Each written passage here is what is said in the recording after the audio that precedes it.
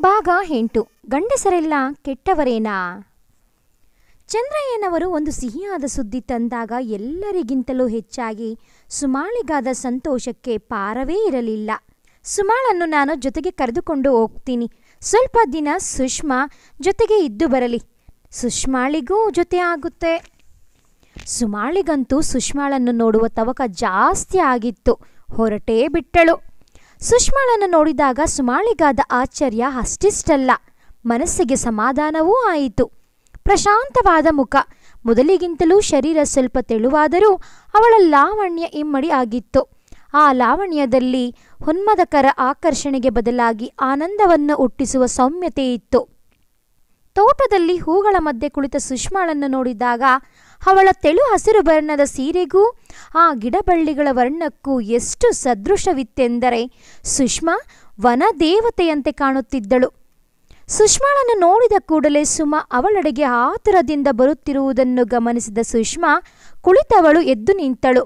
ಸುಮಾ ಸಂತೋಷದಿಂದ ಸುಷ್ಮಾಳ ಭುಜಗಳನ್ನು ಹಿಡಿದು ಅವಳನ್ನು ಜೋರಾಗಿ ಅಲ್ಲಾಡಿಸುತ್ತಾ, ಸುಷ್ಮಾ ಸುಷ್ಮಾ ಹೇಗಿದ್ದೀಯೇ? ಎಷ್ಟು ದಿನಗಳಾಗಿತ್ತೇ ನಿನ್ನ ನೋಡಿ? ಅವಳ ಉತ್ಸಾಹದ ಮಾತುಗಳಿಗೆ ಪ್ರತಿಯಾಗಿ ಮುಗುಳ್ನಗುತ್ತಾ ಸುಷ್ಮಾ, ನೋಡಿ ಹೇಗಿದ್ದೀನಿ? ಓಹೋ, ನನ್ನ ಕಣ್ಣುಗಳಿಗೆ ನೀನು ಚೆನ್ನಾಗಿಯೇ ಕಾಣುತ್ತಿದ್ದೀಯೇ ಅಂದಳು. ಚಂದ್ರಯ್ಯನವರು ಅವರಿಬ್ಬರ ಮಾತುಗಳನ್ನು ಆನಂದದಿಂದ ಕೇಳುತ್ತಿದ್ದರು.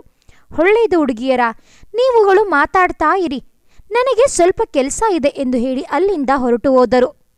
ಮಾತಿನ ಮಧ್ಯೆ ಸುಷ್ಮಾ, ನೋಡಿ, ನನ್ನ ಮನಸ್ಸು ನೆಮ್ಮದಿ ಪಡೆಯೋದಕ್ಕೆ ಆನಂದ ಸಹಕಾರ ಇಲ್ಲದಿದ್ದರೆ ನಾನು ಈಗ ಯಾವ ಸ್ಥಿತಿಯಲ್ಲಿರುತ್ತಿದ್ದೇನೋ ಏನೋ.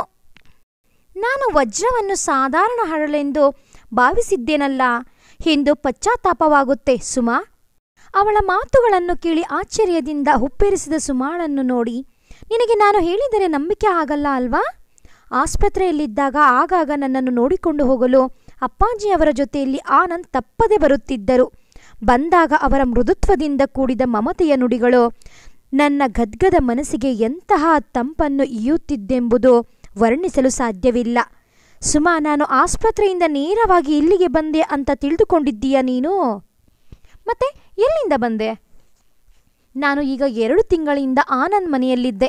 ಅಲ್ಲಿಯ ಪ್ರಶಾಂತ ವಾತಾವರಣದಲ್ಲಿ ನನಗೆ ಹಿಂದಿನ ಯಾವ ನೆನಪೂ ಕಾಡಿಸಬಾರದಾಗಿ ಅವರೆಲ್ಲರ ಮನೀಷೆ ಆಗಿದ್ದರಿಂದ ಅಪ್ಪಾಜಿಯ ಒಪ್ಪಿಗೆಯ ಮೇರೆ ನನ್ನನ್ನು ಆನಂದ್ ಅವರ ಮನೆಗೆ ಕರೆದುಕೊಂಡು ಹೋದರು.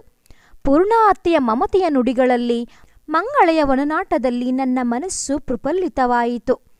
ಆನಂದನಂತೂ ನನಗೆ ಓದಿನಲ್ಲಿ ಮೊದಲಿನಂತೆ ಅಭಿರುಚಿ ಉಂಟಾಗುವಂತೆ ಮಾಡಲು ಆತನ ಪ್ರಯತ್ನ ಹಾಸದಳ. ಆತನ ಪ್ರೋತ್ಸಾಹದಿಂದ, ನೋಡಮ್ಮ, ನಾನು ಈಗ ಮತ್ತೆ ಕವಿತೆಗಳ ರಚನೆ ಮತ್ತೆ ಶುರು ಮಾಡಿದ್ದೇನೆ ನೋಡು ಎಂದು ಅವಳ ಕೈಗೆ ಬರಹದ ಕೆಲವು ಹಾಳೆಗಳನ್ನು ತೆಗೆದುಕೊಟ್ಟಳು. ಅದರಲ್ಲಿ ಪ್ರಿಯತಮನಿಗಾಗಿ, ಮುಗುಲಿಗಳು, ಜ್ಯೋತ್ಸ್ನಾ ಇವೇ ಮುಂತಾದ ಶೀರ್ಷಿಕೆ ಉಳ್ಳ ಕವನಗಳಿದ್ದವು. ಸುಷ್ಮಾ, ಕವಿತೆ ಇಲ್ಲದೆ ಇನ್ನೇನು ಬರೆಯುತ್ತಿರುವೆ? ಕಾದಂಬರಿ ಬರೆಯೋಣವೆಂದುಕೊಂಡಿದ್ದೇನೆ. ಇನ್ನು ಮುಂದಿನ ನನ್ನ ಗುರಿಯೇ ಸಾಹಿತ್ಯ ಸೇವೆ ಕಣೆ. ನನ್ನ ಕಮರಿ ಹೋಗಿದ್ದ ಅಭಿರುಚಿಯನ್ನು ಮತ್ತೆ ಚಿಗುರುದಂತೆ ಮಾಡಿದ ಆನಂದನಿಗೆ ಅರ್ಪಿತವಾಗುವಂತೆ ನನ್ನ ಜೀವನದ ಕಥೆಯನ್ನೇ ಯಾಕೆ ಬರೆಯಬಾರದು ಎಂದು ಯೋಚಿಸುತ್ತಿದ್ದೇನೆ. ಹೌದೇ ಸುಷ್ಮಾ, ನಿನ್ನಲ್ಲಿರುವ ಸೂಕ್ತ ಪ್ರತಿಭೆಯನ್ನು ಹೊರಹೊಮ್ಮಿಸುವುದಕ್ಕೆ ದಾರಿ ಅಂದರೆ ಕೃತಿ ರಚನೆಗಳು ಕಣೆ. ಅಂತೂ ಆ ಮಾರ್ಗವನ್ನು ತೋರಿಸಿಕೊಟ್ಟ ಆನಂದನಿಗೆ ನಿನ್ನ ಪರವಾಗಿ ನನ್ನ ಕೃತಜ್ಞತೆಗಳನ್ನು ತಿಳಿಸಿಬಿಡೆ. ಓ, ಖಂಡಿತವಾಗಿ. ನಿನ್ನ ಪ್ರೀತಿ, ಆತನ ವಿಶ್ವಾಸ ಇವೆಲ್ಲ ಇದ್ದಾಗ ನನಗೆ ನವೀನ ಕೃತಿ ರಚನೆಗೆ ಸ್ಫೂರ್ತಿ ಬರುವುದರಲ್ಲಿ ಅನುಮಾನವೇ ಇಲ್ಲ. ನಿಮ್ಮೆಲ್ಲರಿಗೆ ನಾನು ಎಷ್ಟು ಋಣಿ ಅಂದರೆ ಅದನ್ನು ಹೇಳಲು ಸಾಧ್ಯವೇ? ಎಂದಿನಂತೆ ತೋಟದ ವಿಶಾಲ ಮರದ ನೆರಳಿನಲ್ಲಿ ಕುಳಿತು ಸುಷ್ಮಾ ತನ್ನ ಬರವಣಿಗೆಯಲ್ಲಿ ಮಗ್ನಳಾಗಿದ್ದಳು. ಸುಮಾ ಸುತ್ತಾಡುತ್ತಾ ತೋಟದ ಅಂಚಿಗೆ ಬಂದಾಗ ಜೋರಾಗಿ ಮಾತಿನ ಧ್ವನಿ ಕೇಳಿಸತೊಡಗಿತು. ಆಗ ಅವಳಿಗೆ ತಾನು ಒಬ್ಬಳೇ ಇದ್ದೇನೆಂದು ಭಾಸವಾಯಿತು. ಅದು 2 ಗಂಡಸರ ಕೋಪದಿಂದ ಉದ್ರೇಕವಾದ ಧ್ವನಿ. ಬೆಚ್ಚಿಬಿದ್ದ ಸುಮಾ ಮೆಲ್ಲನೆ ಮರದ ಬದಿಗೆ ಸರಿದು ಇಣುಕಿ ನೋಡಿದಾಗ ಪರಿಚಯದ ಮುಖ ಕಾಣಿಸಿತು. ಹಬ್ಬ, ಆತನು ಸುಧೀರ್. ಇಲ್ಲಿ ಏತಕ್ಕೆ ಬಂದಿರಬಹುದು? ಇನ್ನೊಬ್ಬರ ಮುಖ ಕಾಣಿಸುತ್ತಿರಲಿಲ್ಲ. ಆದರೆ ಆತನ ವಿಶಾಲವಾದ ಬೆನ್ನು, ಎತ್ತರ ಭವ್ಯ ನಿಲುವು ಎಲ್ಲೋ ನೋಡಿದ ಹಾಗೆ ನೆನಪು. ಎಲ್ಲಿ ಆದರೆ ಮತ್ತೆ ಅವರಿಬ್ಬರ ಮಾತುಗಳು ಅವಳ ಕಿವಿಯಲ್ಲಿ ಧ್ವನಿಸತೊಡಗಿತು. ಸುಧೀರ್ನ ಧ್ವನಿ, ಅಲ್ಲಯ್ಯ, ನನ್ನ ಹೆಂಡತಿಯನ್ನು ನಾನು ನೋಡಲು ಬಂದರೆ ಅಡ್ಡಿ ಮಾಡೋದಕ್ಕೆ ನೀನ್ಯಾರು? ಓಹೋ, ಈಗ ನಿನ್ನ ಹೆಂಡತಿಯ ಜ್ಞಾಪಕ ಬಂತೆ? ಇದುವರೆವಿಗೂ ಆಸ್ಪತ್ರೆಯಲ್ಲಿದ್ದಾಗ ನಿನಗೆ ನೆನಪು ಎಲ್ಲಿ ಹೋಗಿತ್ತು? ಈಗ ತಾನೇ ಪಾಪ ಹುಷಾರಾಗಿ ಮನೆಗೆ ಬಂದಳೋ ಇಲ್ಲವೋ? ಹಠಾತ್ತಾಗಿ ನಿನಗೆ ಅವಳ ನೆನಪು ಬಂದು ಬಿಟ್ಟಿತ್ತಲ್ಲವೇ? ಮರ್ಯಾದಾಗಿ ನೀನು ವಾಪಸ್ ಹೊರಟು ಹೋಗು. ವ್ಯಂಗ್ಯವಾಗಿ ನಗುತ್ತಾ, ಹೋಗದಿದ್ದರೆ ಏನು ಮಾಡುವೆ? ನನ್ನ ಹೆಂಡತಿಯ ಬಳಿ ನಾನು ಹೋಗಲು ನೀನು ಹೇಗೆ ಅಡ್ಡಿ ಮಾಡ್ತೀಯಾ? ನೋಡ್ತೀನಿ. ಮೂರ್ಖ, ನೀನು ಮರೆತಂತೆ ಕಾಣುತ್ತೆ. ನೀನು ಅವಳನ್ನು ಡಿವೋರ್ಸ್ ಮಾಡಿ ಇನ್ನೊಂದು ಮದುವೆ ಮಾಡಿಕೊಂಡಿರುವ ವಿಷಯ. ಈಗ ನಿನಗೂ ಸುಷ್ಮಾಳಿಗೂ ಯಾವ ಸಂಬಂಧವೂ ಇಲ್ಲ. ಹೆಚ್ಚು ಮಾತನಾಡಿದರೆ ಪೊಲೀಸ್ ಸ್ಟೇಷನ್ಗೆ ಫೋನ್ ಮಾಡ್ತೀನಿ, ಅರ್ಥ ಆಯ್ತಾ? ಆನಂದನ ಮಾತುಗಳನ್ನು ಕೇಳುತ್ತಾ ಕೇಳುತ್ತಾ ಸುಧೀರ್ಗೆ ಕೋಪ ಹುಕ್ಕಿ ಬಂತು. ಆದರೆ ಆನಂದ್ ಮಾತುಗಳಲ್ಲಿ ವಾಸ್ತವಿಕೆ ಇದ್ದುದರಿಂದ ಏನೂ ಮಾಡಲು ತೋಚದೆ ತನ್ನ ಹೃದಯದ ಕಹಿಯನ್ನು ಮಾತಿನಲ್ಲಿ ಹೊರಪಡಿಸಿದನು. ಹೌದಯ್ಯ, ನನ್ನ ಸಂಬಂಧ ಅವಳೊಡನೆ ಕಳಚಿದೆ ಅಂತ ನೀನು ಸಂಬಂಧ ಜೋಡಿಸುವ ಪ್ರಯತ್ನ ಮಾಡುತ್ತಿರುವೆ ಅಂತ ಕಾಣುತ್ತೆ. ಅವಳ ಆಸ್ತಿಯ ಮೇಲೆ ಕಣ್ಣು ಅಂತ ಕಾಣುತ್ತೆ. ಸುಧೀರ್ನ ಮಾತುಗಳು ಪೂರ್ತಿ ಮುಗಿಯುವುದಕ್ಕೆ ಮುಂಚೆಯೇ ಆನಂದನ ಕೈ ಬಿರುಸಿನಿಂದ ಸುಧೀರನ ಕೆನ್ನೆಯ ಮೇಲೆ ಬಿದ್ದಾಗ ಆ ಹೊಡೆತ ತಾಳಲಾರದೆ ಸುಧೀರ್ ಹಿಂದಕ್ಕೆ ವಾಲಿದನು. ಮರುಕ್ಷಣದಲ್ಲಿ ಹೆಡೆ ತುಳಿಸಿಕೊಂಡ ಸರ್ಪದಂತೆ ಆನಂದನ ಮೈ ಮೇಲೆ ಹೆರಗಿದ್ದನು. ಆದರೆ ಆನಂದನ ಬಲಿಷ್ಠ ಶರೀರದ ಎದುರಿಗೆ ಸಕಲ ದುರ್ಗುಣಗಳ ಆಗರ ದುರ್ಬಲವಾದ ಶರೀರದ ಸುಧೀರನ ಆಟ ನಡೆಯಲು ಸಾಧ್ಯವಾಗದೆ ಆನಂದನ ಬಲೆಯುತ ಹಿಡಿತಕ್ಕೆ ಸಿಕ್ಕಿ ಒದ್ದಾಡತೊಡಗಿದನು. ಅವನನ್ನು ದೂರ ತಳ್ಳಿದ್ದ ಆನಂದ್ ತಿರಸ್ಕಾರದಿಂದ, ಥೂ ನಾಯಿ, ನಿನ್ನಂತೆ ಎಂಜಲ ಹಣಕ್ಕೆ ಆಸೆ ಮಾಡುವವನು ನಾನು ಅಂತ ತಿಳಿದುಕೋಬೇಡ. ತೋಳಿನಲ್ಲಿ ಬಲ ಇರುವಾಗ ಇನ್ನೊಬ್ಬರ ಎದುರಿಗೆ ಕೈ ಚಾಚಲು ನಿನ್ನಂತ ಹೇಡಿಯಲ್ಲ ಎಂದು ತೋಳು ಚಾಚಿದಾಗ ಆನಂದನ ದೃಢವಾದ ಪುಷ್ಟಿಕರ ಉಕ್ಕಿನಂಥ ತೋಳಿನ ಸ್ನಾಯುಯುತ ಖಂಡವು ದೃಷ್ಟಿಗೆ ಗೋಚರವಾದಾಗ ಎಂತಹವರಿಗಾದರೂ ಆ ತೋಳುಗಳಲ್ಲಿ ಎಂತಹ ಬಲವಿರಬಹುದು ಎಂದು ಭಾಸವಾಗುತ್ತಿತ್ತು. ನೀನು ಅಂದಂತೆ ಒಂದು ವೇಳೆ ಸುಷ್ಮಾಳ ಬಾಳಿಗೆ ಶಾಂತಿ ನೆಮ್ಮದಿ ದೊರಕುವುದಾದರೆ ನಾನು ಅವಳ ಬಾಳಿನೊಡನೆ ಸಂಬಂಧ ಜೋಡಿಸಿಕೊಳ್ಳಲು ತಯಾರಾಗಿದ್ದೇನೆ, ತಿಳಿಯಿತಾ? ಇನ್ನು ಒಂದು ಹೆಜ್ಜೆ ಮುಂದಿಡುವುದಾದರೆ ನಿನ್ನ ಕಾಲನ್ನೇ ಮುರಿದು ಬಿಡುತ್ತೇನೆ. ಇನ್ನು ಹೊರಟು ಬಿಡು. ಓಹೋ, ಹಾಗೂ ಸಮಾಚಾರ. ನಾನು ಅಂದಂತೆ ಆಯ್ತಪ್ಪ. ಅಂತೂ ಹುಚ್ಚಿಯನ್ನು ಪ್ರೇಮಿಸುವವನು ಹುಚ್ಚನೇ ಆಗಿರಬೇಕು. ಆನಂದನ ಧ್ವನಿಯಲ್ಲಿ ತಿರಸ್ಕಾರ ಹೇರಿತು. ನಿನ್ನಂಥ ನೀಚ ಅವಳನ್ನು ಹುಚ್ಚಿಯಾಗುವಂತೆ ಮಾಡಿದರೆ ನಾನು ಅವಳನ್ನು ಮತ್ತೆ ಮೊದಲಿನ ಸುಕೋಮಲೆ ಸುಷ್ಮಾಳನ್ನಾಗಿ ಮಾಡುತ್ತೇನೆ, ತಿಳಿಯಿತಾ? ನಾನು ನಿನ್ನೊಡನೆ ಮಾತನಾಡುವುದು ಇದೇ ಕಡೆಯ ಸಲ. ನಿನ್ನಂಥ ವಿಷ ಜಂತುವಿನೊಡನೆ ಮಾತನಾಡಿದರೆ ನನ್ನ ಘನತೆಗೆ ಕುಂದು. ಇನ್ನು ಮುಂದೆ ನೀನು ಸುಷ್ಮಾಳ ತಂಟೆಗೆ ಬಂದರೆ ನಿನ್ನೊಡನೆ ನಾನು ಮಾತನಾಡುವ ವಿಧಾನವೇ ಬೇರೆ ಆದೀತು. ಇನ್ನು ನೀನು ಹೊರಟು ಬಿಡು. ಸುಧೀರನು ಆನಂದನ ಗಂಭೀರತೆಯಲ್ಲಿ ಅಡಗಿರುವ ದೃಢಭಾವವನ್ನು ಗುರುತಿಸಿದನು. ಆನಂದನ ಮಾತು ಮೀರಿ ಸುಷ್ಮಾಳನ್ನು ನೋಡಲು ಅವನಿಗೆ ಧೈರ್ಯವಾಗಲಿಲ್ಲ. ಸ್ವಲ್ಪ ದೂರ ಹೋಗಿ ಜೋರಾಗಿ ಕೂಗಿ ಹೇಳಿದನು, ಆನಂದ್, ನೀನು ಈ ದಿನ ನನ್ನನ್ನು ಮೆಟ್ಟಿ ಗೆದ್ದಿದ್ದೇನೆಂದು ಭಾವಿಸಿಬಿಡಬೇಡ. ನಾನು ವಿಷಪೂರಿತ ಸರ್ಪ. ನನ್ನ ತುಳಿದವರ ಮೇಲೆ ಸೇಡು ತೀರಿಸಿಕೊಳ್ಳದೇ ಬಿಡಲಾರೆ. ಮರದ ಹಿಂಬದಿ ನಿಂತ ಸುಮ ಸುಧೀರನ ಮಾತುಗಳನ್ನು ಕೇಳಿ ಮೆಲ್ಲನೆ ನಡುಗಿದ್ದಳು. ಆದರೆ ಅದಕ್ಕೆ ಆನಂದನ ಉತ್ತರ ಕೇವಲ ತಿರಸ್ಕಾರದ ಮುಗುಳ್ನಗೆ ಮಾತ್ರ ಆಗಿತ್ತು. ಸುಮ ಆನಂದನಿಗೆ ಕಾಣದಂತೆ ಮೆಲ್ಲನೆ ಹಿಂತಿರುಗಿ ಬಂದು ಸುಷ್ಮಾ ಕುಳಿತ ಜಾಗದಲ್ಲಿ ಕುಳಿತು ಅವಳು ಬರೆದ ಹಾಳೆಗಳನ್ನು ಹಿಡಿದು ಓದುವಂತೆ ನಟಿಸುತ್ತಾ ಕುಳಿತಳು. ಹೆಜ್ಜೆಗಳ ಸಪ್ಪಳ ಹತ್ತಿರವಾದಾಗ ಸುಷ್ಮಾ ತಲೆ ಎತ್ತಿ ನೋಡಿ, ಹೋ ಆನಂದ್, ಯಾವಾಗ ಬಂದದ್ದೋ ಎನ್ನುತ್ತಾ ಸಂಭ್ರಮದಿಂದ ಎದ್ದು ನಿಂತಳು. ಅವಳ ಮುಖ ಆನಂದನನ್ನು ನೋಡಿದಾಗ ಆನಂದದಿಂದ ಪ್ರಫುಲ್ಲವಾಗಿದ್ದು ಅವಳ ಮುಖದಲ್ಲಿ ಸ್ನಿಗ್ಧತೆಯನ್ನುಂಟು ಮಾಡಿತ್ತು. ಆನಂದನ ದೃಷ್ಟಿ ಪೇಪರಿಂದ ಮುಖ ಮರೆ ಮಾಡಿಕೊಂಡಿದ್ದ ಸುಮಾಳ ಕಡೆ ಹೊರಳಿತು. ಹೋ ಸುಷ್ಮಾ, ನಿನ್ನ ಗೆಳತಿಯರ್ಯಾರೋ ಇರುವ ಹಾಗಿದೆಯಲ್ಲ. ನಾನು ಗೊತ್ತಿಲ್ಲದೆ ನಿಮ್ಮಗಳ ಮಧ್ಯೆ ಬಂದುಬಿಟ್ಟೆ ಎಂದಾಗ ಸುಷ್ಮಾ ನಗುತ್ತಾ, ಆನಂದ್, ಇವಳು ನಮ್ಮ ಅತ್ತೆ ಮಗಳು ಸುಮಾ. ಹೇ ಸುಮಾ, ನೋಡು, ಇವರೇ ಆನಂದ್ ಎಂದಳು. ಸುಮಾ ಪೇಪರ್ ಕೆಳಕ್ಕಿಳಿಸಿ, ನನಗೆ ಇವರು ಗೊತ್ತು ಎಂದಾಗ ಸುಷ್ಮಾ ಆಶ್ಚರ್ಯ ಭಾವದಿಂದ, ಪರಿಚಯವಿದ್ದು ಇಲ್ಲದವರಂತೆ ನಟಿಸಿದ್ದು ಏಕೆ ಎಂದಾಗ ಆನಂದ್ ವ್ಯಂಗ್ಯವಾಗಿ, ಅವರ ಸ್ವಭಾವವೇ ಹಾಗೆ ಎಂದನು. ಸುಮಾ ಕೋಪದಿಂದ, ಹೌದು, ನನ್ನ ಸ್ವಭಾವವೇ ಹಾಗೆ. ಯಾರಿಗೋಸ್ಕರವೂ ನಾನು ನನ್ನ ಸ್ವಭಾವ ಬದಲಾಯಿಸಲಾರೆ. ಆಗ ಆನಂದ್, ಬೇಡ ಬೇಡ, ನೀವು ಸ್ವಭಾವ ಬದಲಾಯಿಸಿಕೊಳ್ಳುವ ಪ್ರಮೇಯವೇ ಬೇಡ. ನಿಮಗೆ ನಿಮ್ಮ ಈ ಸ್ವಭಾವವೇ ಸ್ವಾಭಾವಿಕವಾಗಿದೆ. ನಿಮ್ಮ ಸಲಹೆಗೆ ಬಹಳ ಧನ್ಯವಾದ. ಇದು ಸುಮಾಳಿಂದ ಬಂದ ಉತ್ತರ. ಇವರಿಬ್ಬರ ಮಾತಿನ ಚಕಾಮುಕಿ ನೋಡಿ ಆನಂದಿಸುತ್ತಿದ್ದ ಸುಷ್ಮಾ, ಓಹೋ, ಇದು ನಿಮ್ಮ ಸಂಭಾಷಣೆಯ ವಿಧಾನವೋ? ಬಹಳ ರಂಜನೀಯವಾಗಿದೆ. ಬನ್ನಿ ಆನಂದ್, ಈ ಕಡೆ ಕೂತ್ಕೊಳ್ಳಿ. ಇವತ್ತು ನಾನು ಬರೆದ ಕವಿತೆ ಓದಿ ನೋಡುವುದಿಲ್ಲವೋ ಅಥವಾ ಹೀಗೆಯೇ ಸುಮಾರೊಡನೆ ಜಗಳವೋ? ಇಲ್ಲ, ನಾನು ಜಗಳವಾಡಿದರೂ ಹೆಂಗಸರೊಡನೆ ಸೋಲೊಪ್ಪಿಕೊಂಡು ಬಿಡುತ್ತೇನೆ. ಅದರಲ್ಲೂ ಇವರೊಡನೆ ನಾನು ಮಾತಿನಲ್ಲಿ ಗೆಲ್ಲಲಾರೆ. ಅಂದರೆ ನಾನು ಜಗಳಗಂಟಿ ಅಂತ ಅಭಿಪ್ರಾಯವೋ? ಇದು ಸುಮಾಳಿಂದ ಬಂದ ವಾಗ್ಬಾನ. ಆನಂದ್ ಸುಷ್ಮಾಳ ಕವಿತೆಯನ್ನು ಓದಿ ಅದರ ಬಗ್ಗೆ ವಿಮರ್ಶೆ ಮಾಡಿದ ರೀತಿ ಕೇಳಿದಂತೆಲ್ಲ ಸುಮಾಳು ಆಶ್ಚರ್ಯದಿಂದ ಬೆರಳು ಕಚ್ಚುವಂತಾಯಿತು. ನಿಜವಾಗಲೂ ಆನಂದ್ ಸಾಹಿತ್ಯದ ಬಗ್ಗೆ ಎಷ್ಟು ಚೆನ್ನಾಗಿ ತಿಳಿದುಕೊಂಡಿದ್ದಾರೆ ಅಂತ ಅವಳ ಮನಸ್ಸು ಅವನ ಬಗ್ಗೆ ಮೆಚ್ಚುಗೆ ಪಡೆಯಿತು. ಕತ್ತಲಾಗುವುದಕ್ಕೆ ಮುಂಚೆ ಮನೆಗೆ ಹೋಗಲು ಎದ್ದರು. ಸುಷ್ಮಾ, ನೀನು ನಾಳೆಯಿಂದ ಬ್ಯಾಡ್ಮಿಂಟನ್ ಆಡಲು ರೆಡಿ ಆಗಿರಬೇಕು. ಇಲ್ಲ ಆನಂದ್, ನನಗೆ ಆಟದಲ್ಲಿ ಅಷ್ಟು ಆಸಕ್ತಿ ಇಲ್ಲ. ಹಾಗೆನ್ನಬೇಡ ಸುಷ್ಮಾ, ಸದಾ ಬರೆಯುತ್ತಲೇ ಕೂರಬೇಡ. ಮನಸ್ಸಿಗೆ ಸ್ವಲ್ಪನಾದರೂ ವಿಶ್ರಾಂತಿ ಕೊಡು. ಶರೀರಕ್ಕೂ ಆಟ ಆಡುವುದರಿಂದ ಸ್ವಲ್ಪ ಉಲ್ಲಾಸ ಬರುತ್ತೆ. ಆದ್ದರಿಂದ ನಾಳೆಯಿಂದ ನೀನು ಆಡಲು ರೆಡಿಯಾಗಿರಬೇಕು. ಅಂತೂ ನೀನು ಹೇಳಿದ ಮೇಲೆ ನಾನು ಒಪ್ಪಲೇಬೇಕಾಗುತ್ತೆ. ಆನಂದ್ ಚಂದ್ರಯ್ಯನವರನ್ನು ಮುಗಿಲಹಳ್ಳಿಗೆ ಕರೆಯಲು ಬಂದಿದ್ದನು. ಮಂಗಳೆಯನ್ನು ನೋಡಲು ಬರ್ತಾರೆ. ಒಂದು ವೇಳೆ ಅವಳು ಅವರಿಗೆ ಒಪ್ಪಿತವಾದರೆ ಮುಂದಿನ ಮಾತುಕತೆಗಳನ್ನಾಡಲು ಹಿರಿಯರಾಗಿ ಚಂದ್ರಯ್ಯನವರೇ ಮುಂದೆ ನಿಲ್ಲಬೇಕೆಂದು ಅನ್ನಪೂರ್ಣಮ್ಮನವರ ಹಂಬಲ. ಅದೂ ಅಲ್ಲದೆ ಚಂದ್ರಯ್ಯನವರನ್ನು ಕೇಳದೆ ಯಾವ ಕೆಲಸವನ್ನೂ ಅವರು ಮಾಡುತ್ತಿರಲಿಲ್ಲ. ಅದಕ್ಕಾಗಿ ಚಂದ್ರಯ್ಯನವರ ಮನೆಯವರೆಲ್ಲರನ್ನೂ ಕರೆಯಲು ಬಂದಿದ್ದನು.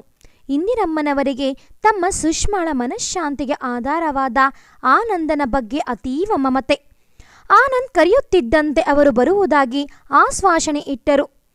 ಸುಷ್ಮಾಳಂತೂ, ಆನಂದ್ ನನ್ನದೇನೂ ಅಡ್ಡಿ ಇಲ್ಲ, ನಾನಂತೂ ರೆಡಿ. ಆದರೆ ನಮ್ಮ ಮನೆಗೆ ವಿಶೇಷ ಆಹ್ವಾನಿತ ಅತಿಥಿಯಾಗಿ ಸುಮಾ ಬಂದಿದ್ದಾಳೆ. ಅವಳನ್ನು ಬಿಟ್ಟು ನಾನು ಬರುವುದು ಹೇಗೆ? ಅದಕ್ಕಾಗಿ ನಾನು ಮದುವೆಯ ಸಮಯಕ್ಕೆ ಬಂದು ಬಿಡುತ್ತೇನೆ. ಆಗ ಆನಂದ್, ಅದೆಲ್ಲ ಸಾಧ್ಯವಿಲ್ಲ ಸುಷ್ಮಾ. ನೀನಿಲ್ಲದಿದ್ದರೆ ಆ ಮನೆಯಲ್ಲಿ ಕಳೆ ಕಟ್ಟುವುದೇ ಇಲ್ಲ. ಅದೂ ಅಲ್ಲದೆ ಸಂದರ್ಭ ಬಂದಾಗ ಮಂಗಳಿಗೆ ಯಾವುದಾದರೂ ತಿಳುವಳಿಕೆಯ ಮಾತುಗಳನ್ನು ಹೇಳಬೇಕಾಗುವುದು. ನೀನು ಅಂದರೆ ಅವಳಿಗೆ ತುಂಬ ಅಭಿಮಾನ. ನಿನ್ನ ಮಾತನ್ನು ಅವಳು ಚೆನ್ನಾಗಿ ಕೇಳುತ್ತಾಳೆ. ನೀನು ಸುಮಾದೇವಿಯವರನ್ನು ಕುರಿತು ಯೋಚಿಸುವುದಕ್ಕಿಂತ ಮುಂಚೆ ಅವರನ್ನು ನಮ್ಮ ಬಡಕುಟೀರಕ್ಕೆ ಆಹ್ವಾನಿಸಿದ್ದೇನೆ.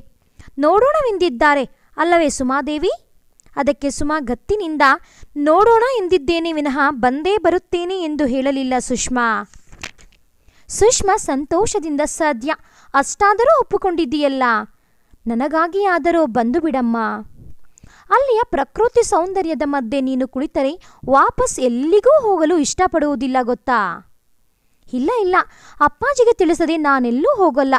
ಅಮ್ಮನಂತೂ ನಾನಿಲ್ಲದೆ ಬೇಜಾರು ಮಾಡಿಕೊಳ್ತಾರೆ. ಆಗ ಚಂದ್ರಯ್ಯನವರು ನಗುತ್ತಾ, ಕಳ್ಳನಿಗೊಂದು ಪಿಳ್ಳೆ ನೆಪವಂತೆ ಅನ್ನೋ ಹಾಗೆ ಈಗ ಅಪ್ಪ ಅಮ್ಮನ ಯೋಚನೆ ಬಂದು ಬಿಡ್ತೆ. ಪಾಪ ಪುಟ್ಟ ಮಗು, ಏನು ಯೋಚಿಸಬೇಡ. ಶಿವಪ್ಪನಿಗೆ ಫೋನ್ ಮಾಡಿ ಒಪ್ಪಿಗೆ ತೆಗೆದುಕೊಂಡೇ ಹೋಗೋಣ. ಈಗ ಸುಮಾಳಿಗೆ ಬಾಯಿ ಕಟ್ಟಿದಂತಾಗಿ ಮಾತನಾಡಲು ಸಾಧ್ಯವೇ ಆಗಲಿಲ್ಲ. ಅವಳು ಸುಮ್ಮನಾದುದನ್ನು ನೋಡಿ ಮೌನ ಅರ್ಧಂ ಸಮ್ಮತಿ ಎಂದು ಎಲ್ಲರೂ ಭಾವಿಸಿದ್ದರು. ಅನ್ನಪೂರ್ಣಮ್ಮನವರು ತೀರಾ ದುರ್ಬಲರಾಗಿ ಹಾಸಿಗೆಯನ್ನು ಇಡುವ ಸ್ಥಿತಿಗೆ ಬಂದು ಬಿಟ್ಟಿದ್ದರು. ಮಂಗಳೆಯೇ ಮನೆಯ ಎಲ್ಲ ಜವಾಬ್ದಾರಿಯನ್ನು ಹೊತ್ತುಕೊಂಡಿದ್ದರು. ಈಗ ಸುಮಾ ಇಂದಿರಮ್ಮ ಬಂದಿದ್ದು ಕಂಡು ಅವರಿಗೆ ನವಚೇತನ ಬಂದಂತಾಯಿತು. ವರನ ಕಡೆಯವರನ್ನು ನಗುನಗುತ್ತಾ ಎಷ್ಟು ಚೆನ್ನಾಗಿ ಉಪಚರಿಸಿದ್ದರಿಂದ ಅವರಿಗೆಲ್ಲ ಬಹಳ ಸಂತೋಷವಾಯಿತು. ಸುಮಾಳು ಮಂಗಳೆಯನ್ನು ಎಷ್ಟೆಲ್ಲ ಚೆನ್ನಾಗಿ ಅಲಂಕರಿಸಿದ್ದಳೆಂದರೆ ಮಂಗಳೆಯು ಹೊಸ ಆಕರ್ಷಕ ರೂಪನ್ನೇ ಪಡೆದುಕೊಂಡಿದ್ದಳು. ಮಂಗಳೆಯನ್ನು ಅವರು ನೋಡುತ್ತಲೇ ಒಪ್ಪಿಕೊಂಡು ಬಿಟ್ಟರು. ಚಂದ್ರಯ್ಯನವರು ಹಿರಿಯರ ಸ್ಥಾನದಿಂದ ಉಳಿದ ಮಾತುಕತೆಗಳನ್ನು ನಡೆಸಿ 15 ದಿನಗಳಿಗೆ ಮುಹೂರ್ತ ನಿಶ್ಚಯಿಸಿಬಿಟ್ಟರು. ಅಂತೂ ಅನ್ನಪೂರ್ಣಮ್ಮನವರ ಮನಸ್ಸಿಗೆ ಮಂಗಳೆಯ ವಿಷಯದಲ್ಲಿ ನಿಶ್ಚಿಂತೆಯಾಯಿತು. ಆದರೆ ಆನಂದ್? ಸುಷ್ಮಾಳ ಹತ್ತಿರ ಅನ್ನಪೂರ್ಣಮ್ಮನವರು ಬಹಳ ಪೇಚಾಡಿಕೊಂಡಿದ್ದರು. ಸುಷ್ಮಾ, ಆನಂದಿಗೆ ನೀನಾದರೂ ಸ್ವಲ್ಪ ಹೇಳಮ್ಮ. ನಾನಂತೂ ನೆಲ ಹಿಡಿಯುವ ಸ್ಥಿತಿಯಲ್ಲಿದ್ದೇನೆ. ಮಂಗಳೆಯ ಮದುವೆಯಾಗಿ ಗಂಡನ ಮನೆಗೆ ಹೋಗಿಬಿಟ್ಟರೆ ಇಲ್ಲಿ ನೋಡಿಕೊಳ್ಳುವವರ್ಯಾರು? ಆನಂದನಿಗೆ ಮದುವೆಯಾಗಿ ಹೆಂಡತಿ ಮನೆಗೆ ಬಂದರೆ ನನಗೆ ನಿಶ್ಚಿಂತೆ. ಆದರೆ ಮದುವೆ ಮಾತು ತೆಗೆದರೆ ತುಂಬ ಬೇಸರಿಸಿಕೊಳ್ತಾನೆ. ಸುಷ್ಮಾ ಅದಕ್ಕೆ ಕಾರಣವನ್ನು ಕಂಡುಹಿಡಿಯಲು ಪ್ರಯತ್ನ ಪಟ್ಟಾಗ ಆನಂದನ ಪ್ರತಿಕ್ರಿಯೆ ಇಷ್ಟೇ ಆಗಿತ್ತು. ಸುಷ್ಮಾ, ಒಂದು ಸಲ ಯಾರನ್ನೇ ಆಗಲಿ ಮನಸ್ಸು ಪೂರ್ವಕ ಪ್ರೀತಿಸಿದ ಮೇಲೆ ಬೇರೆಯವರನ್ನು ಅದೇ ಸ್ಥಾನದಲ್ಲಿಟ್ಟು ಪ್ರೀತಿಸುವುದು ಅಷ್ಟು ಸುಲಭವೇ? ಮನಸ್ಸಿನ ಗಾಯ ಮಾಯಬೇಕಾದರೆ ಸ್ವಲ್ಪ ಕಾಲವಾದರೂ ಬೇಕಲ್ಲವೇ? ನಿಜ ಆನಂದ್, ನನ್ನ ದೃಷ್ಟಿಯಲ್ಲಾದರೂ ಅಷ್ಟೇ. ನಿಜವಾದ ಪ್ರೇಮ ದೈವಿಕವಾದದ್ದು ಎಂದೇ ನನ್ನ ಭಾವನೆ. ಅದನ್ನು ಗಳಿಗೆಗೊಮ್ಮೆ ಬದಲಾಯಿಸುವುದು ಸಾಧ್ಯವಿಲ್ಲ. ಹಾಗಿದ್ದ ಮೇಲೆ ನೀನು ಅರ್ಥ ಮಾಡಿಕೊಳ್ಳಬಲ್ಲೆ. ಮನಸ್ಸು ಒಪ್ಪದೆ ಬಲವಂತದಿಂದ ಮದುವೆಯಾದರೆ ಆತ್ಮದ್ರೋಹದ ಜೊತೆಗೆ ಮತ್ತಿಬ್ಬರಿಗೂ ಅನ್ಯಾಯ ಮಾಡಿದಂತಾಗುವುದಿಲ್ಲವೇ? ಅದಕ್ಕಾಗಿಯೇ ನಾನು ಮದುವೆಗೆ ಒಪ್ಪುತ್ತಿಲ್ಲ. ಹಾಗಾದರೆ ಆನಂದ್, ನಿನ್ನ ಮಾತುಗಳಲ್ಲೇ ತಿಳಿಯುತ್ತೆ, ನೀವು ಯಾರದೋ ಪ್ರೇಮದ ಬಲೆಯಲ್ಲಿ ಸಿಲುಕಿದ್ದೀರಿ ಅಂತ ಕಾಣುತ್ತೆ. ಆ ಅದೃಷ್ಟವಂತೆ ಯಾರಿರಬಹುದು? ಸಾಧ್ಯವಾದರೆ ಪ್ರಯತ್ನಿಸಬಹುದಲ್ಲ. ಆಗ ಆನಂದ್ ನಿರಾಶೆಯ ನಗುನಗುತ್ತಾ, ಸಾಧ್ಯವಿಲ್ಲ ಸುಷ್ಮಾ. ಯಾವ ವ್ಯಕ್ತಿಯಲ್ಲೇ ಆಗಲಿ ನಿರಾಧಾರವಾದ ತಪ್ಪು ತಿಳುವಳಿಕೆ ಉಂಟಾದರೆ ಅದನ್ನು ಹೋಗಲಾಡಿಸುವುದು ಅಷ್ಟು ಸುಲಭವಲ್ಲ. ನನ್ನ ವಿಷಯದಲ್ಲೂ ಹಾಗೇ ಆಗಿದೆ. ಆಗ ಸುಷ್ಮಾ ಧೈರ್ಯ ತುಂಬುವ ಧ್ವನಿಯಲ್ಲಿ, ಆನಂದ್, ಯಾವ ತಪ್ಪು ತಿಳುವಳಿಕೆ ಆಗಲಿ ಕಾಲ ಬಂದಾಗ ತನಗೆ ತಾನೇ ಹೇಗೆ ಕಾರ್ಮೋಡಗಳು ಚೆದರಿ ತಿಳಿಯ ಆಗಸದಲ್ಲಿ ತಾರೆಗಳು ಪ್ರಜ್ವಲಿಸುವ ಹಾಗೆ ಮಾಯವಾಗಿ ಸ್ವಚ್ಛವಾದ ಪ್ರೇಮ ಉಳಿಯುತ್ತೆ ಆನಂದ್. ಆ ಬಗ್ಗೆ ನಿರಾಶೆ ಏತಕ್ಕೆ? ಅಲ್ಲಿಗೆ ಮಾತು ಮುಕ್ತಾಯವಾಗಿತ್ತು. ಆದರೆ ಸುಷ್ಮಾಳಿಗೆ ಮಾತ್ರ ಆನಂದನ ಆರಾಧನಾ ವ್ಯಕ್ತಿ ಯಾರೆಂಬ ಸುಳಿವು ಸಿಗಲಿಲ್ಲ. ಚಂದ್ರಯ್ಯನವರು ಇಂದಿರಮ್ಮನೊಡನೆ ಊರಿಗೆ ಹೊರಟು ನಿಂತರು. ಮುಹೂರ್ತದ ಸಮಯಕ್ಕೆ ಸರಿಯಾಗಿ ತಾವು ಬರುವುದಾಗಿಯೋ ಸುಮಾ ಸುಷ್ಮಾ ಇಬ್ಬರೂ ಅನ್ನಪೂರ್ಣಮ್ಮನವರ ಇಚ್ಛೆಯಂತೆ ಮದುವೆ ಮುಗಿಯುವವರೆಗೆ ಇರಲಿ ಎಂಬುದಾಗಿ ಒಪ್ಪಿಗೆ ಕೊಟ್ಟು ಹೊರಟರು. ಸುಮಾಳು ಅನ್ನಪೂರ್ಣಮ್ಮನವರಿಗಂತೂ ಅಚ್ಚುಮೆಚ್ಚಾದಳು. ಸ್ವಲ್ಪ ಒರಟಿ ಮಾತಿನವಳಾದರೂ ಮನಸ್ಸು ತುಂಬ ನಿರ್ಮಲವಾಗಿದೆ ಎಂದು ಅರ್ಥ ಮಾಡಿಕೊಂಡರು. ಮನೆಯಲ್ಲಿ ಎಲ್ಲರೊಡನೆ ಪ್ರತಿಯೊಂದು ಕೆಲಸ ಕಾರ್ಯಗಳಿಗೆ ಸಹಕರಿಸುತ್ತಾ ಮನೆ ತುಂಬ ಓಡಾಡಿಕೊಂಡಿರುವುದನ್ನು ನೋಡಿದಾಗ ಅವರ ಮನಸ್ಸಿನಲ್ಲಿ ದೂರದ ಆಸೆಯೊಂದು ಮಿಣುಕುತ್ತಿತ್ತು. ಆದರೆ ಸುಮಾಳ ಯಾವ ರೀತಿಯ ಹಾವಭಾವದಲ್ಲಿ ಆನಂದನ ಬಗ್ಗೆ ವಿಶೇಷ ರೀತಿಯ ಅಭಿಮಾನವೇನೂ ಕಾಣುತ್ತಿರಲಿಲ್ಲ. ಎಷ್ಟು ಬೇಕೋ ಅಷ್ಟು ಮಾತ್ರ ಮಾತು. ಅದು ಆನಂದನ ಅವಶ್ಯಕತೆ ಇದ್ದಾಗ ಮಾತನಾಡಿಸಿದಾಗ ಮಾತ್ರ ಸುಮಾ ಉತ್ತರ ಕೊಡುತ್ತಿದ್ದಳೇ ವಿನಃ ತಾನಾಗಿ ಮುಂದುವರಿದು ಯಾವತ್ತೂ ಆನಂದನನ್ನು ಮಾತನಾಡಿಸುವ ಗೋಜಿಗೆ ಹೋಗುತ್ತಿರಲಿಲ್ಲ. ಅವಳ ಘನಗಾಂಭೀರ್ಯ ನೋಡಿದಾಗ ಅನ್ನಪೂರ್ಣಮ್ಮವರಿಗಂತೂ ಸುಮಾಳ ಬಗ್ಗೆ ಇನ್ನೂ ಹೆಚ್ಚಿನ ಅಭಿಮಾನವಾಗುವುದು. ಅತ್ತೆ ಎಂದು ಕೂಗುತ್ತಾ ಜ್ಯೋತಿ ಹಾಗೂ ರೂಪೇಶ್ ಬಂದಾಗ ಆಗ ತಾನೇ ನಿದ್ರೆಯ ಜೋಂಪು ಹಿಡಿಯುತ್ತಿದ್ದ ಅನ್ನಪೂರ್ಣಮ್ಮ ಕಣ್ಣು ತೆರೆದಾಗ ಜ್ಯೋತಿಯನ್ನು ನೋಡಿ ಎದ್ದು ಕುಳಿತುಕೊಳ್ಳುತ್ತಾ, ಏನಮ್ಮ, ಯಾವಾಗ ಬಂದೆ? ಯಾರ್ಯಾರು ಬಂದ್ರಿ? ಓಹೋ, ರೂಪೇಶನೂ ಬಂದಿದ್ದಾನಾ? ಕುತ್ಕೊಳ್ಳಿ, ಈಗ ಮಂಗಳ ಬಂದು ಬಿಡ್ತಾಳೆ. ಅತ್ತೆ, ಮಂಗಳ ಎಲ್ಲಿ ಹೋಗಿದ್ದಾಳೆ? ಆನಂದ್ ಎಲ್ಲಿ? ಸುಷ್ಮಾ ಸುಮಾ ಬಂದಿದ್ದಾರೆ. ಅವರ ಜೊತೆ ಇವರಿಬ್ಬರು ಮಲ್ಲೇಶನ ಗುಡ್ಡ ನೋಡಲು ಹೋಗಿದ್ದಾರೆ. ಅದೇನತ್ತೆ, ಹುಷಾರಿಲ್ಲದ ನಿಮ್ಮನ್ನು ಒಬ್ಬರನ್ನೇ ಬಿಟ್ಟು ಹೋಗಿದ್ದಾರಲ್ಲ? ಮಂಗಳ ಈ ಮನೆಯಲ್ಲಿ 1 ತಿಂಗಳಿದ್ದರೆ ಹೆಚ್ಚು. ಮದುವೆಯಾದ ಮೇಲೆ ಅಷ್ಟು ಸ್ವತಂತ್ರವಾಗಿ ಎಲ್ಲೂ ಹೋಗಲು ಸಾಧ್ಯವಿಲ್ಲ. ಅದಕ್ಕೋಸ್ಕರ ಮಂಗಳೆಯ ಬಲವಂತಗೋಸ್ಕರ ಎಲ್ಲರೂ ಹೋಗಿದ್ದಾರೆ. ಅತ್ತೆ, ಸುಷ್ಮಾ ಅಂದರೆ ಸುಧೀರ್ ಭಾವನ ಆ ಹುಚ್ಚಿ ಹೆಂಡ್ತೀನಾ? ಅನ್ನಪೂರ್ಣಮ್ಮ ತಕ್ಷಣವೇ ಅವಳನ್ನು ಗದರಿಸುವ ಧ್ವನಿಯಲ್ಲಿ, ಜ್ಯೋತಿ, ಹಾಗೆಲ್ಲ ಹುಚ್ಚಿ ಅಂತ ಅನ್ನಬೇಡ. ದೇವರ ದಯೆಯಿಂದ ಈಗ ಚೆನ್ನಾಗಿದ್ದಾಳೆ. ಮರೆತಾದ್ರೂ ಆ ಮಾತನ್ನು ಆಡಿಬಿಡಬೇಡ. ಇಲ್ಲ ಅತ್ತೆ, ನಾನ್ಯಾಕೆ ಹೇಳಲಿ? ಅದೂ ಅಲ್ಲದೆ ನಾನು ಆಕೆಯನ್ನು ನೋಡಿಯೂ ಇಲ್ಲ. ಕುಮುದ ಆಗಾಗ ನನಗೆ ಹೇಳಿ ಕಳುಹಿಸುತ್ತಿರುತ್ತಾಳೆ. ಆಗ ಸುಧೀರ್ ಭಾವ ತಮ್ಮ ಮೊದಲಿನ ಹೆಂಡತಿಯ ವಿಷಯ ಹೇಳಿರ್ತಾರೆ.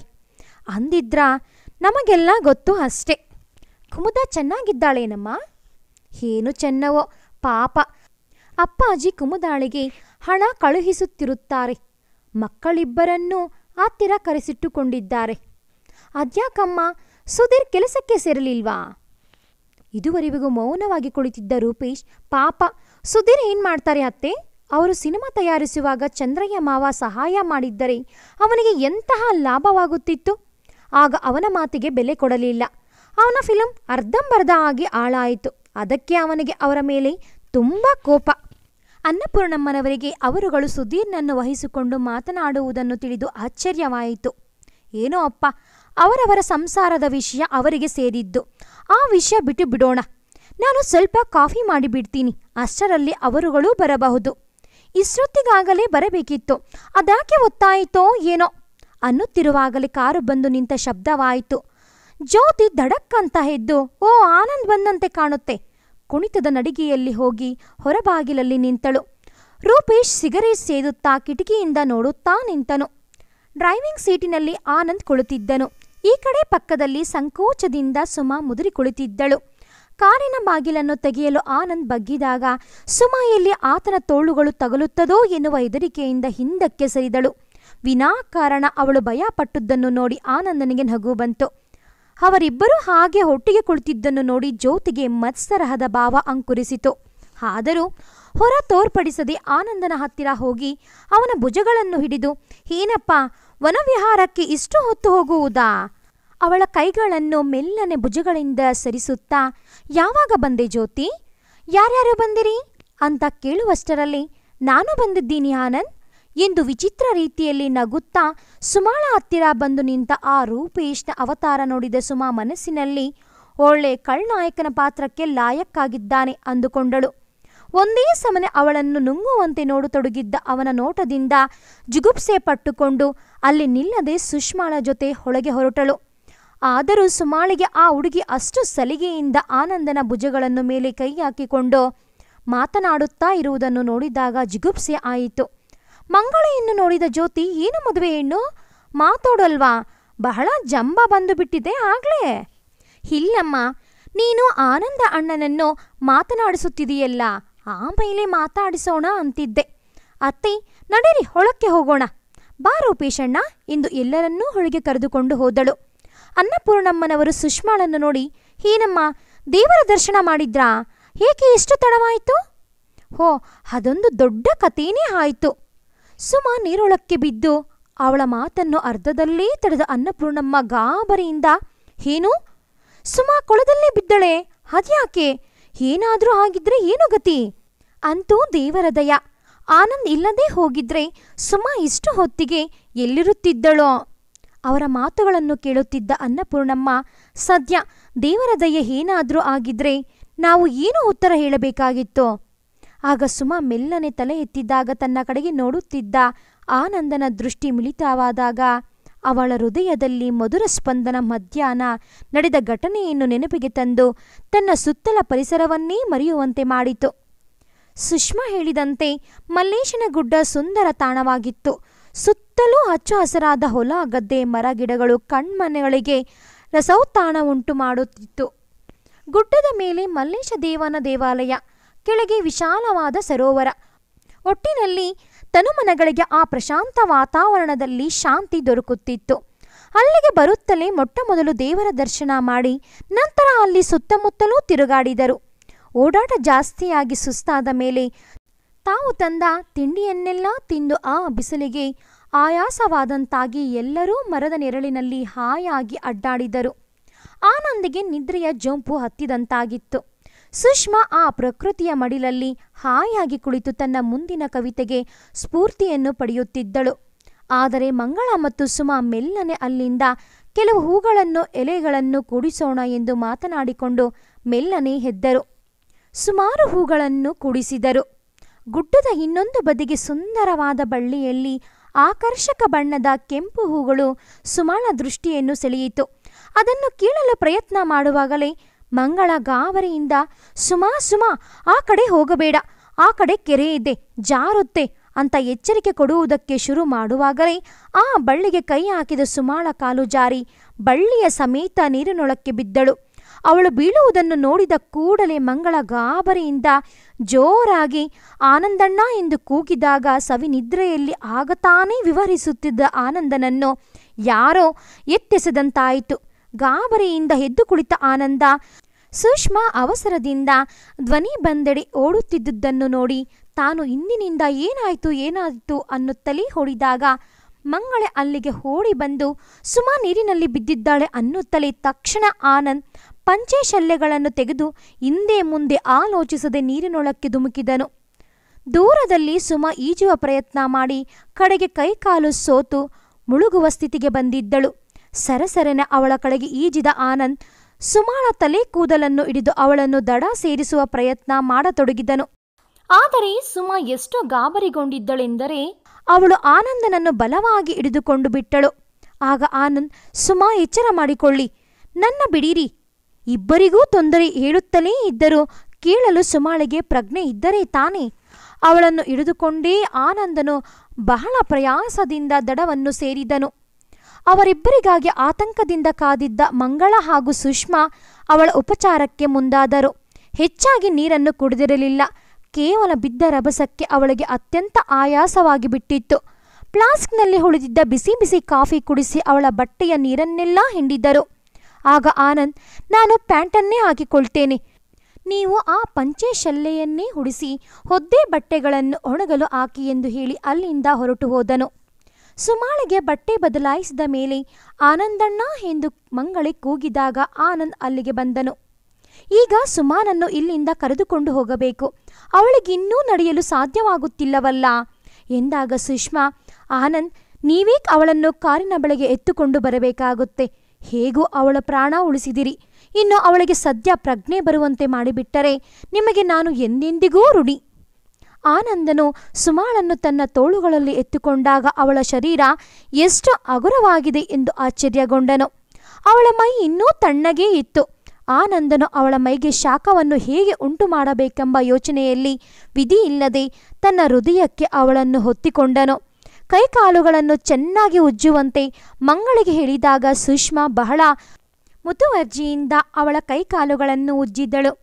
ಸುಮಾಳ ಮೈಯಲ್ಲಿ ಶಾಖ ಹೇರತೊಡಗಿತ್ತು. 4-6 ಹೆಜ್ಜೆ ದೂರ ಹೋದಾಗ ಸುಮಾ ಮೆಲ್ಲನೆ ನೆರಳುತ್ತಾ, ನಾನು ಎಲ್ಲಿದ್ದೇನೆ? ಆಗ ಸುಷ್ಮಾ ಅವಳ ಕಿವಿಯ ಹತ್ತಿರ ಮೆಲ್ಲನೆ, ಸುಮಾ, ನೀನು ಚೆನ್ನಾಗಿದ್ದೀಯಾ? ಎಚ್ಚರ ಮಾಡಿಕೊಮ್ಮ ಎಂದಳು. ಸುಮಾ ಮೆಲ್ಲನೆ ಕಣ್ಣು ತೆರೆಯುವ ಪ್ರಯತ್ನ ಮಾಡಿದಳು. ಅವಳ ತಲೆ ಯಾರದೋ ಹರವಾದ ಎದೆಯ ಆಶ್ರಯ ಪಡೆದಂತೆ ಭಾಸವಾಯಿತು. ಅಪರಿಚಿತ ಸ್ಪರ್ಶದ ಅನುಭವವಾಯಿತು. ಎಂತಹದೋ ಏಳಲಾಗದ ಅನುಭವದಲ್ಲಿ ಇದ್ದೇನೆಂದು ಭಾಸವಾಗಿ ಗಾಬರಿಯಿಂದ ಪೂರ್ತ ಕಣ್ಣು ತೆರೆದಾಗ ಅವಳನ್ನೇ ಆತಂಕ ತುಂಬಿದ ಜೋಡಿ ಕಣ್ಣುಗಳನ್ನು ನೋಡಿದಾಗ ಯಾರದೋ ತೋಳ ತೆಕ್ಕೆಯಲ್ಲಿದ್ದೇನೆ ಎಂದು ಯೋಚಿಸಿ ಗಾಬರಿಯಿಂದ ಚಡಪಡಿಸತೊಡಗಿದಳು. ಆಗ ಆನಂದ್, ಸುಮಾ, ಗಾಬರಿ ಆಗಬೇಡಿ, ಸ್ವಲ್ಪ ಸುಧಾರಿಸಿಕೊಳ್ಳಿ. ಈಗ ಸುಮಾಳಿಗೆ ಚೆನ್ನಾಗಿ ಅರ್ಥವಾಯಿತು ತಾನು ತನ್ನ ಪರಮದ್ವೇಷಿ ಆನಂದನ ತೋಳಿನ ಆಸರೆ ಪಡೆದಿದ್ದೇನೆ ಎಂದು. ಇಲ್ಲ ಇಲ್ಲ, ನಾನು ನಡೆದುಕೊಂಡು ಬರುತ್ತೇನೆ, ನನ್ನನ್ನು ಬಿಡಿ. ಅವಳ ಹಠವನ್ನು ಕಂಡು ಆನಂದ್ ಮೆಲ್ಲನೆ ಹೂವಿನಷ್ಟು ಮೃದುವಾಗಿ ಅವಳನ್ನು ಇಳಿಸಿದಾಗ ಸುಮಾಳಿಗೆ ಕಣ್ಣು ಕತ್ತಲೆ ಬಂದಂತಾಗಿ ಮತ್ತೊಮ್ಮೆ ಅವನ ಮೇಲೆ ವಾಲಿದಳು. ತಕ್ಷಣವೇ ಅವಳು ಬೀಳದಂತೆ ಸವರಿಸಿ ಹಿಡಿದ ಆನಂದನು ಸಿಟ್ಟಿನಿಂದ, ಕೈಯಲ್ಲಾಗದಿದ್ದರೂ ಬಹಳ ಹಠಮಾರಿತನ. ಸುಷ್ಮಾ, ಮಂಗಳ, ನೀವಿಬ್ಬರೂ ಇವರನ್ನು ಮೆಲ್ಲನೆ ನಡೆಸಿಕೊಂಡು ಬನ್ನಿ ಎಂದು ಅಲ್ಲಿ ನಿಲ್ಲದೆ ಹೊರಟು ಹೋದನು. ಸುಷ್ಮಾ ಸುಮಾಳಿಗೆ ಅವಳು ನೀರಿನೊಳಗೆ ಬಿದ್ದಾಗ ಆನಂದ್ ತನ್ನ ಜೀವನದ ಪರಿವೇ ಇಲ್ಲದೆ ಅವಳನ್ನು ರಕ್ಷಿಸಿದ್ದು ಎಲ್ಲವನ್ನೂ ಹೇಳಿದಾಗ ಸುಮಾಳಿಗೆ ಆನಂದ್ನ ಬಗ್ಗೆ ಅದುವರೆವಿಗೂ ಇದ್ದ ತಿರಸ್ಕಾರವು ಅಳಿದು ಕೃತಜ್ಞತಾ ಭಾವ ಹುಟ್ಟತೊಡಗಿತು. ತಾನು ದ್ವೇಷಿಸುತ್ತಿದ್ದ ವ್ಯಕ್ತಿ ತಾನು ಎಷ್ಟು ಸಲ ಆತನ ಮನನೋಯುವಂತೆ ಮಾತಿನ ಕೃತಿಯಲ್ಲಿ ತಿರಸ್ಕಾರ ತೋರಿಸಿದ್ದರೂ ಅದನ್ನೆಲ್ಲ ಮರೆತು ತನ್ನನ್ನು ರಕ್ಷಿಸಲು ಮುಂದಾದದ್ದನ್ನು ಅರಿತಾಗ ಅವಳಿಗೆ ಅತೀವ ನಾಚಿಕೆಯಾಯಿತು. ತಾನು ಯಾವ ರೀತಿ ಆತನಿಗೆ ಕೃತಜ್ಞತೆ ತೋರಿಸಬೇಕು ಎನ್ನುವುದೇ ತಿಳಿಯದಾಯಿತು. ಇವರುಗಳು ಕಾರಿನ ಬಳಿ ಬರುವಷ್ಟರಲ್ಲಿ ಮಂಗಳ ಸುಮಾಳ ಸೀರೆಯನ್ನು ಬಿಸಿಲಿನಲ್ಲಿ ಹರಡಿದ್ದಳು. ಬಟ್ಟೆಗಳು ಸ್ವಲ್ಪ ಒಣಗುವವರೆಗೂ ಕಾಯಲೇಬೇಕಾಗಿತ್ತು. ಆಗ ಮತ್ತೆ ಎಲ್ಲರೂ ಹುಲ್ಲಿನ ಮೇಲೆ ಹಾಯಾಗಿ ಕುಳಿತರು. ಸುಮಾಳಂತೂ ಈಗ ನಾಚಿಕೆಯ ಮುದ್ದೆ ಆಗಿದ್ದಳು. ಆನಂದನ ಕಡೆ ತಿರುಗಿ ನೋಡುವಷ್ಟು ಅವಳಿಗೆ ಧೈರ್ಯವಾಗಲಿಲ್ಲ.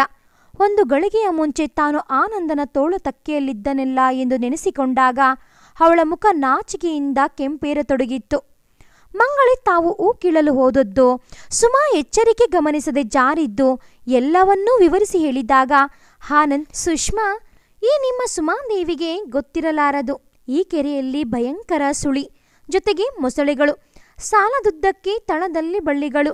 ಅವು ಕಾಲಿಗೆ ಸುತ್ತಿ ಹಾಕಿಕೊಂಡರೆ ಬ್ರಹ್ಮ ಬಂದರೂ ಬಿಡಿಸಿಕೊಳ್ಳಲು ಸಾಧ್ಯವಿಲ್ಲ. ಅಲ್ಲಿ ಬಿಡಿಸಿಕೊಳ್ಳಲು ಒದ್ದಾಡುವಾಗ ಮೊಸಳೆಗಳು ಹಾಜರ್.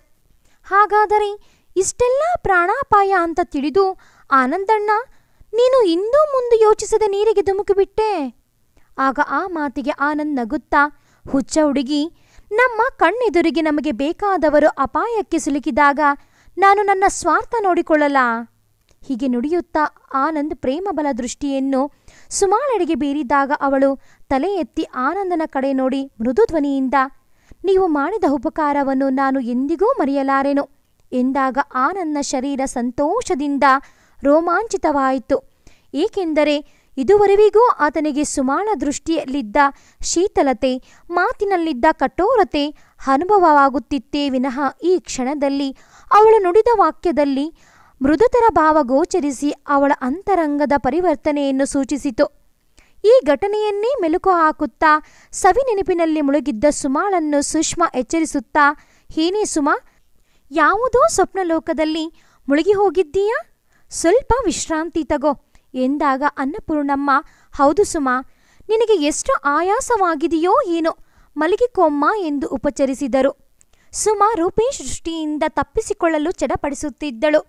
ಅನ್ನಪೂರ್ಣಮ್ಮನವರು ಆಗೆಂದುದೇ ತಡ ಅಲ್ಲಿಂದ ಮೆಲ್ಲನೆ ಎದ್ದು ರೂಮಿಗೆ ಹೊರಟಳು. ಅವಳು ಹೋದ ನಂತರ ನಿಟ್ಟುಸಿರು ಬಿಟ್ಟ ರೂಪೇಶನು ಸಿಗರೇಟು ಸೇದುವಿಕೆಯನ್ನು ಮುಂದುವರಿಸಿದನು. ಜ್ಯೋತಿಯ ಹರಟೆಯಂತೂ ಅವ್ಯಾಹತವಾಗಿ ಸಾಗಿತ್ತು. ಅವಳ ಮಾತಿನ ಕೇಂದ್ರ ಆನಂದ್ ಆಗಿದ್ದ. ಸೋಫಾದ ಮೇಲೆ ಆನಂದ್ ಕುಳಿತಾಗ ಅವನಿಗೆ ಒತ್ತಿಕೊಂಡು ಕುಳಿತ ಜ್ಯೋತಿ ಮಾತಿಗೊಮ್ಮೆ ಅವನ ಬೆನ್ನಿನ ಮೇಲೆ ಮೆಲ್ಲನೆ ತಟ್ಟುವುದು, ಕೈಗಳನ್ನು ಹಿಡಿದುಕೊಳ್ಳುವುದನ್ನು, ಕಾರಣವಿಲ್ಲದೆ ಜೋರಾಗಿ ನಗುವುದು, ಇವೆಲ್ಲವನ್ನು ಗಮನಿಸಿದ ಅನ್ನಪೂರ್ಣಮ್ಮನವರು ಬಹಳ ಚೆಲ್ಲು ಹುಡುಗಿ ಎಂದುಕೊಂಡು ಆನಂದನ ಕಡೆ ಗಮನಿಸಿ ನೋಡಿದಾಗ ಆನಂದ್ ಅವಳ ಯಾವ ಮಾತಿಗೂ ಉತ್ತರ ಕೊಡದೆ ಉದಾಸೀನತೆಯಿಂದ ಕುಳಿತಿದ್ದುದನ್ನು ನೋಡಿ ಅವರ ಮನಸ್ಸಿಗೆ ನೆಮ್ಮದಿ ಆಯಿತು. ಸುಷ್ಮಾ ಅಲ್ಲಿಂದೆದ್ದು ಅವರಿಗೆಲ್ಲ ಪ್ರಸಾದ ಹಂಚಿ ಸಾಯಂಕಾಲದ ಊಟ ತಯಾರಿಸಲು ಮಂಗಳೆಯೊಡನೆ ಅಡುಗೆ ಮನಕ್ಕೆ ಹೊಕ್ಕಳು. ಆನಂದ್, ನಾಳೆ ಇವರನ್ನೆಲ್ಲ ಕರೆದುಕೊಂಡು ನಮ್ಮ ಮನೆ ಕಡೆ ಬಾ. ಇಲ್ಲ ಜ್ಯೋತಿ, ನಾಳೆ ನನಗೆ ಬೇಕಾದಷ್ಟು ಕೆಲಸವಿದೆ. ನಾನು ಈಗ ಸುಮ್ಮನೆ ಕಾಲ ಕಳೆಯುವಂತಿಲ್ಲ. ಬೇಕಾದರೆ ಇವರುಗಳನ್ನೆಲ್ಲ ಕರೆದುಕೊಂಡು ಹೋಗು. ನಾಳೆ ಬೇಡಮ್ಮ, ನಾಡಿದ್ದು ಬೇಕಾದರೆ ಬರ್ತಾರೆ ಅಂತ ಅನ್ನಪೂರ್ಣಮ್ಮ ಹೇಳಿದಾಗ, ಸರಿ, ಹಾಗೇ ಆಗಲಿ. ನಿಮ್ಮ ಕಾರು ಬೇಡ, ಅಲ್ಲಿಯ ರಸ್ತೆಗಳಿಗೆ ನಮ್ಮ ಜೀಪೇ ಸರಿ. ರೂಪೇಶಣ್ಣ ಜೀಪ್ ತರ್ತಾನೆ, ಅದರಲ್ಲೇ ಬರಲಿ. ಆನಂದ್, ನಿನ್ನ ಕಾರಿನಲ್ಲಿ ನಮಗೆ ಕುಂದನ್ ಲಾಲ್ ರವರ ಮನೆಯವರಿಗೂ ಡ್ರಾಪ್ ಕೊಡು. ಅಲ್ಲಿ ಅಪ್ಪಾಜಿ ಇದ್ದಾರೆ. ನಾನು ಅಲ್ಲಿಂದ ನಮ್ಮ ಜೀಪ್ನಲ್ಲಿ ಹೋಗ್ತೇವೆ. ಸರಿ, ನಡೀರಿ, ನಾನು ಬಟ್ಟೆ ಬದಲಾಯಿಸಿ ಬರ್ತೇನೆ ಅಂದು ಮುಖ ತೊಳೆದು ತಿಳಿ ನೀಲಿ ಬಣ್ಣದ ಪ್ಯಾಂಟ್, ಬಿಳಿ ಸ್ಲ್ಯಾಕ್ ಹಾಕಿ ಈಚೆ ಬಂದ ಆನಂದನನ್ನು ನೋಡಿ ಜ್ಯೋತಿ ಹೋ ಎಂದುಕೊಂಡಳು. ಅವಳ ಕಣ್ಣುಗಳಲ್ಲಿ ನಿರ್ಮಲ ಪ್ರೀತಿಯ ಬದಲಾಗಿ ಕಾಮದ ಜಳಗು ಕಂಡುಬಂತು. ಅವಳ ಆ ದೃಷ್ಟಿಯ ಪ್ರಖರತೆ ಆನಂದನ ಮನಸ್ಸಿಗೆ ಮೊಟ್ಟ ಮೊದಲ ಬಾರಿ ಅಸಹ್ಯ ಉಂಟು ಮಾಡಿತು. ಯಥಾ ಪ್ರಕಾರ ಆನಂದನ ಪಕ್ಕದಲ್ಲಿ ಜ್ಯೋತಿ ಹೋಗಿ ಕುಳಿತಳು. ಕಾರು ಅಲ್ಲಿಂದ ಹೊರಟಿತು. ಇವರಿಬ್ಬರೂ ಒಟ್ಟಿಗೆ ಕುಳಿತಿದ್ದುದನ್ನು ಗಮನಿಸಿದ ಸುಮಾಳ ಮನಸ್ಸಿನಲ್ಲಿ ಮಸ್ತರವನ್ನು ಉಂಟು ಮಾಡಿತು. ಆದರೆ ಮರುಕ್ಷಣದಲ್ಲಿ ಛೇ, ಇದೇನಾಯಿತು? ಯಾರು ಯಾರ ಜೊತೆ ಮಾತಾಡಿದ್ರೆ ನನಗೇನು? ಆನಂದನ ಮೇಲೆ ಅನುಶಾಸನ ಮಾಡೋದಕ್ಕೆ ನಾನೇನೋ ಆತನ ಪತ್ನಿಯೇ? ಹಾಗೆನ್ನುಕೊಳ್ಳುತ್ತಲೇ ಅವಳ ಮುಖ ರಂಗೇರಿತು. ಆದರೂ ಅವಳಲ್ಲಿ ಜ್ಯೋತಿ ತನ್ನ ಪ್ರತಿಸ್ಪರ್ಧಿ ಎನ್ನುವ ಭಾವನೆ ಹುಟ್ಟಿದಾಗ ಅವಳಿಗೆ ನಿಶ್ಚಲವಾಗಿ ಗೋಚರವಾಯಿತು. ತಾನು ಇದುವರೆವಿಗೂ ತನ್ನ ದ್ವೇಷಿ ಎಂದು ಭಾವಿಸಿದ್ದ ಆನಂದನನ್ನು ತಾನು ಪ್ರೀತಿಸುತ್ತಿದ್ದೇನೆ ಎಂದು. ಸುಮಾ ತನ್ನ ಪ್ರೀತಿಯನ್ನು ಆನಂದನಿಗೆ ತಿಳಿಸುತ್ತಾಳಾ? ಈ ವಿಷಯ ತಿಳಿದ ಆನಂದ್ ಹೇಗೆ ಪ್ರತಿಕ್ರಿಯಿಸುತ್ತಾನೆ? ಇಲ್ಲ, ಇವರಿಬ್ಬರ ಮಧ್ಯೆ ಮತ್ತೆ ಯಾವುದಾದರೂ ಬಿರುಗಾಳಿ ಬರುತ್ತಾ? ಮುಂದಿನ ಸಂಚಿಕೆಯಲ್ಲಿ ಇವೆಲ್ಲ ವಿಚಾರಗಳನ್ನು ತಿಳಿದುಕೊಳ್ಳೋಣ. ಭಾಗ 9 ಮುಂದುವರಿಯುತ್ತದೆ. ಭಾಗ 9ನ ನೋಟಿಫಿಕೇಷನ್ಸ್ ನಿಮಗೆ ಬರಬೇಕು ಅಂತ ಅಂದರೆ ಈ ಕೂಡಲೇ ಈ ಚಾನಲನ್ನು ಸಬ್ಸ್ಕ್ರೈಬ್ ಆಗಿ. ಹಾಗೆಯೇ ಈ ಒಂದು ಕತೆ ನಿಮಗೆ ಇಷ್ಟ ಆಗಿದ್ದಲ್ಲಿ ಪ್ಲೀಸ್ ಲೈಕ್ ಮಾಡಿ, ಶೇರ್ ಮಾಡಿ, ಸಬ್ಸ್ಕ್ರೈಬ್ ಆಗೋದನ್ನು ಮರಿಬೇಡಿ. Thanks for watching this video.